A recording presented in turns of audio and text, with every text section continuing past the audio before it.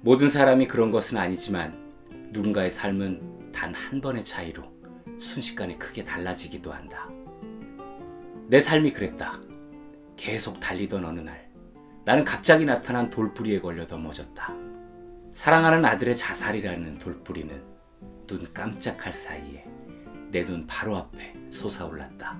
늘 일에 쫓겨 시간이 부족하고 잠이 부족해서 밥 먹다가 잠이 들기까지 했던 제게 반드시 쉼표를 찍어야만 한다 라는 생각을 전해준 책 소개해드리겠습니다.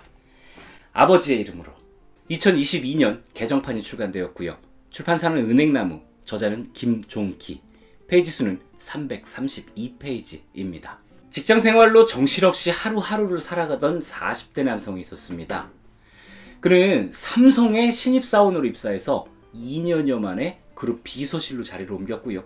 엄청난 속도로 승진을 거듭하다가 홍콩으로 파견이 됐는데요. 그는 그곳에 지점장으로 발령을 받아 밤낮 없이 뛰어다니며 임무를 수행했습니다. 그리고 얼마 후 신원그룹의 기획조정실장이라는 직함에 임원으로 자리를 옮겨서 더 많은 일, 더 많은 사람을 상대하게 됐죠. 그러던 1995년 6월 8일 베이징 출장 중이던 그에게 청천벽력과도 같은 소식이 전해졌으니 아들의 사망 소식이었습니다. 향년 16세 김대현 군은 아파트 5층 자신의 방 창문에서 바닥으로 투신했습니다. 불행인지 다행인지 주차 중이던 차 위에 떨어져서 목숨을 구할 수가 있었는데요. 하지만 그는 그 아픈 몸을 이끌고 다시 아파트 5층으로 올라가 또 한 번 투신해 세상을 떠나고 말았습니다. 저자는 이때의 상황을 이렇게 말합니다. 그때 나는 신원그룹의 기획조정실장 전무로 할 일이 많았고 사실 바빴다. 집안일이나 아이들에게 신경을 쓸 겨를이 도저히 없었다. 베이징 출장을 떠나던 날 아침에 저자는 아들의 얼굴에 드리운 짙은 그림자를 목격했다고 합니다. 그 전에도 축 늘어진 모습, 흙투성이가 되어 돌아온 모습, 몸에 상처가 있는 것들을 포착하기는 했지만 대수롭게 여기지 않았다는 후회를 하고 있어요. 그가 삼성 홍콩 지점장으로 근무하는 동안 그곳에는 아내와 두 아이가 동행을 했는데요. 저자는 오직 직장 일에만 집중하는 삶을 살았고요. 아내는 번듯하게 아이들을 키워냈어요.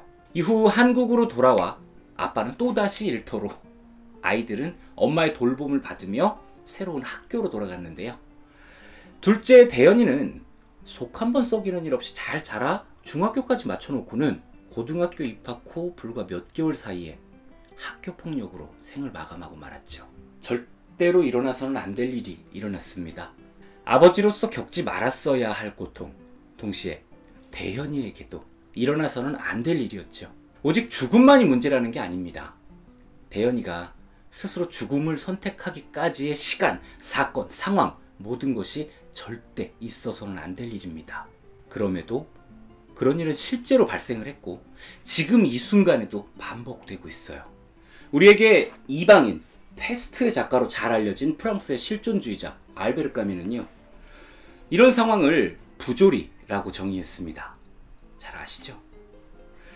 왜 이런 일이 일어나는지 도저히 이해할 수 없는 사건이 실제로 발생하고 있는 상황.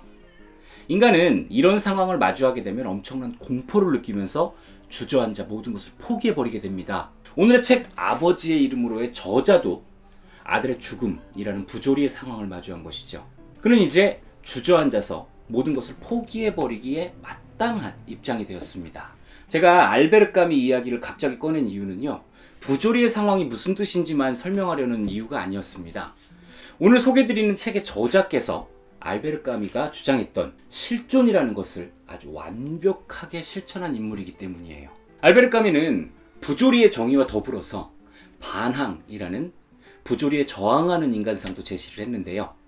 알 수 없는 일이 실제로 일어난다는 것에 무릎 꿇고 포기하는 것이 아니라 그것을 받아들이고 맞서 싸우는 것이 인간 실존의 가치라고 주장한 겁니다. 저는 이 책을 읽으면서 시지프 신화에 등장하는 시지프 현실판을 만난 기분이 들었어요. 저자가 아들의 죽음이라는 커다란 바위를 언덕 위로 밀어 올려서 겨우 주변을 정리하자 그것은 상급 학년 학생들의 폭력으로 인한 것이라는 사실이 전해지면서 바위는 언덕 아래로 내려가 버렸습니다. 저자는 포기하지 않고 가해자에 대한 용서라는 어려운 결정을 내리며 다시 바위를 언덕 위로 밀어 올렸는데요. 그러자 가해자들이 또다시 폭력을 행사하고 있다는 소식이 전해지면서 바위는 언덕 아래로 다시 내려가 버렸죠. 그럼에도 저자는 바위 밀기를 포기하지 않았습니다. 세상 사람들에게 자신과 대연이가 겪은 일을 알리기 시작했고요. 청소년 폭력 예방재단을 설립해 적극적으로 부조리의 상황과 맞서기 시작했죠. 무엇보다 사태의 심각성을 알 수 없었던 결정적인 이유는 따로 있었다. 지금과 달리 당시에는 학교폭력이라는 개념 자체가 없었다. 학교폭력은 학교와 가정, 학생이 모두 얽힌 지극히 구조적인 병폐였던 것이다.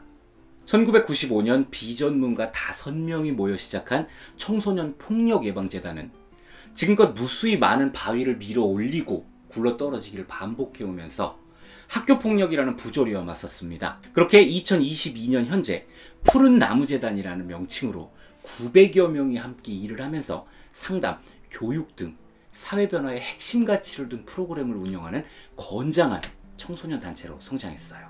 30년 가까운 세월을 학교폭력과 맞서고 있는 민간단체, 대견하고 응원하고 싶고 그러신가요? 물론 저도 그렇습니다. 그렇지만 사연을 알고 나니까 씁쓸함을 감출 수가 없어요. 폭력 예방을 위해 캠페인을 진행하고 가해자들을 바른 길로 선도하고 피해자들을 끌어안고 치유하고 위로하는 마치 성인과도 같은 저자의 활동의 시작이 다름 아닌 학교폭력으로 인한 자식의 죽음이었다는 이율배반의 상황. 저는 지금껏 푸른나무재단과 인연이 닿은 많은 이들의 마음이 달래지는 동안 과연 저자 자신의 마음은 잘 달래졌을까라는 측은함이 앞섰습니다. 저자는 이 책을 출간한 이유를 너무 아픈 이야기를 계속 반복해 꺼내는 것이 힘들어서 책으로 써놓으면 말할 일이 줄어들 것이라는 생각, 이렇게 말을 하더라고요. 물론 지금의 푸른나무재단하고 대연이의 죽음이 분명한 인과관계를 가지고 있다는 걸 부정할 수는 없습니다. 하지만 그것을 계속 되뇌이면서 이야기를 해야 하는 아버지의 마음, 한번 좀 헤아려 보는 것이 맞지 않겠나 생각합니다. 책 속에는 저자가 그간 밀어 올렸던 바위들에 대한 이야기가 가득 담겨 있는데요. 재미를 위해서 각색하거나 가감하지 않은 날 것 그대로의 이야기들입니다. 그렇다 보니까 저는 읽기가 많이 힘들었습니다. 나는 과연 이 정도의 바위를 밀어 올릴 수 있을 것인가? 못할지도 모르겠다라는 무기력감까지 느꼈을 정도니까요. 저자는 자신이 너무 바쁘게 사느라 자식을 돌보지 않고 살갑게 대하지 못했음을 시종일관 후회하며 미안하다는 말을 하고 있어요. 아들을 그렇게 허무하게 잃고 보니 출세고 명예고 그 무엇이고 아무 소용이 없는 것을, 도대체 내가 무엇을 한 것이고 그것이 무슨 가치가 있단 말인가, 왜 그때 아이에게 좀 더 다정다감하게 대하지 못했던가 하는 뼈저린 후회만이 가슴을 친다.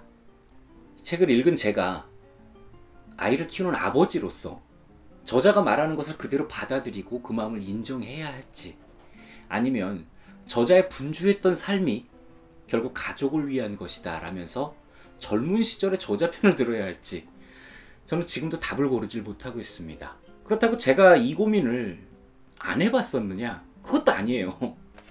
제 책인 고전의 고전 첫 페이지에는요, 인류 역사상 가장 위대한 인물 아버지에게 바칩니다 라는 말이 써 있거든요. 제 책에 숨어있는 무수히 많은 중의적 표현 중에 하나가 아버지입니다. 표면적으로는 제 아버지를 뜻하는 단어죠. 동시에 저도 제 딸의 아버지라는 것, 그리고 인류가 영속하는 동안 늘 존재해온 아버지들 모두가 위대하다는 의미를 한 문장으로 녹인 표현인데요. 저는 이 책을 통해서 아버지의 위대함을 다시 한번 생각하게 됐습니다. 계속 제 옆에 있는 이 인형이요. 이 인형은 푸른나무재단의 사이버 폭력 예방 교육 사업을 상징하는 푸코라는 캐릭터입니다. 푸른 코끼리. 귀엽죠? 사실 처음 푸른나무재단에서 도서를 선물로 보내주신다는 연락을 받았을 때까지는 아무것도 몰랐습니다. 단체명만 보고는 환경단체인 줄 알았거든요. 그리고 얼마 후에 우편으로 책과 푸코가 도착했을 때, 그때까지도 제게 이만큼의 임팩트를 전할 작품일 것이라고는 예상도 못했어요. 책은 스케줄에 맞춰서 읽겠다면서 이틀이나 되도록 포장을 뜯지도 않은 채로 방치를 했고요. 이 푸코 인형은 딸아이한테 짜잔 하면서 선물로 줘버리고 말았거든요. 그렇지만 책을 다 읽고 나니까 제가 했던 이런 자잘한 행동들까지도 다 미안함으로 변해버리더라고요. 책 마지막에 담겨있는 할아버지의 편지를 읽다가 제가 눈물까지 또르륵 흘렸다는 건 비밀입니다. 제 아이가 태어나고 얼마 안 지났을 때 이유식을 준비하다가 문득 그런 생각이 들더라고요. 내 아이처럼 배불리 먹지 못하는 아이들도 있을 텐데. 그때부터 아동 급식 관련 단체를 후원하기 시작했어요. 그런 지가 벌써 10년이 훌쩍 넘었네요. 그리고 지난 8월에는 제 생일을 기념해서 굿네이버스에 기부금 보냈다고 유튜브 커뮤니티에다 허세를 부리기도 했었죠. 이번에는 푸른나무 재단입니다. 보내주신 영상 제작 지원금 전액 후원금으로 돌려드릴 거예요. 그러니 이제 곧 중학생이 될 제 딸아이가 안전한 곳에서 좋은 것만 배우며 성장할 수 있도록 푸른나무 재단이 도와주셔야 합니다. 네, 여기까지가 오늘의 책 아버지의 이름으로 리뷰했습니다. 굉장히 다양한 관점으로 접근하실 수 있는 작품인데요. 마지막으로 제가 여러분께 생각재료 하나 전해드리고 마무리할게요. 두 가지 중 여러분은 어디에 해당하는지 골라보세요. 첫 번째, 길이 아닌 곳은 가지 않는다. 두 번째, 내가 가는 곳이 길이다. 지금까지 책 좋아하는 아저씨 사월이 아빠였습니다. 감사합니다.